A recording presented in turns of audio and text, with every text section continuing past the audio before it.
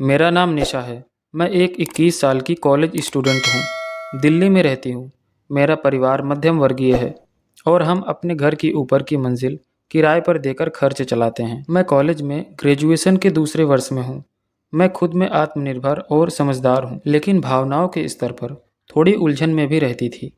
मेरे अंदर भी बाकी लड़कियों जैसी इच्छाएं थी जो उम्र के साथ बढ़ रही थी। मेरी सहेलियां बहुत ओपन माइंडेड थी।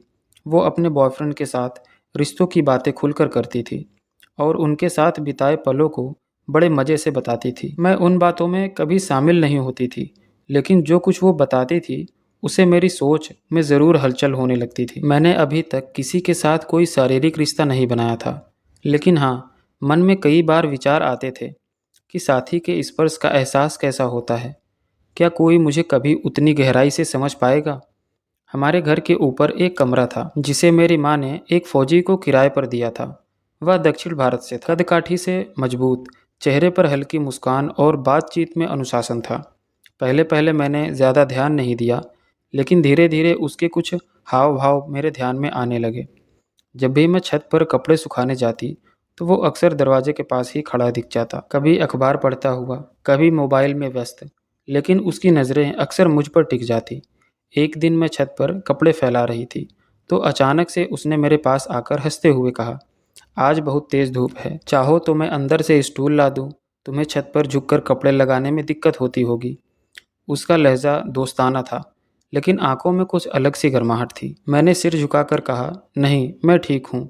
उसी दिन मैंने उसे पहली बार ध्यान से देखा। वो शर्ट में भले ही ढीला ढाला दिखता हो, लेकिन उसका शरीर काफ़ी मजबूत और सधा हुआ था। कुछ दिन बाद उसने फिर एक मजाकिया अंदाज में कहा, आप जब छत पर आती हो तो लगता है मौसम खुद खिल उठता है। मैंने बस हल्की सी मुस्कान दी और नीचे उतर गई, लेकिन अंदर ही अंदर वो बात मेरे दिल की गहराई में टिक गई थी। अब ये रोज़ की बातें हो गई थी। मैं छत पर जाती और वह वहीं आसपास मंडराता, कभी दरवाजे के पास खड़ा तो कभी पानी की बाल्टी के पास। उसकी नज़रें बोलती थी, लेकिन बिना कोई सीमा लांघे। मेरे मन में हलचल शुरू हो गई थी। एक रात को सोचती, क्या ये सही है? मैं खुद से ही सवाल करती और जवाब में बस एक ही खालीपन मिलता। मैं कपड़े उठा रही थी और नीचे जाने लगी, तभी पैर फिसल गया और नीचे गिरने लगी। तभी उसने दौड़कर मुझे थाम लिया।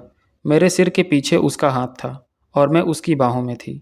कुछ पल ऐसे ही रुक गया था, जैसे कि वक्त थम गया हो। उसने धीरे से पूछा, आप ठीक हो?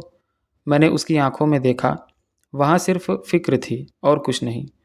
मैंने कहा, हाँ मैं ठीक हूँ, और उससे अलग हो गई। अब मैं जब भी छत पर जाती उसे देखने लगती, चाहे वो हो या ना हो। मन के अंदर कोई हल्का सा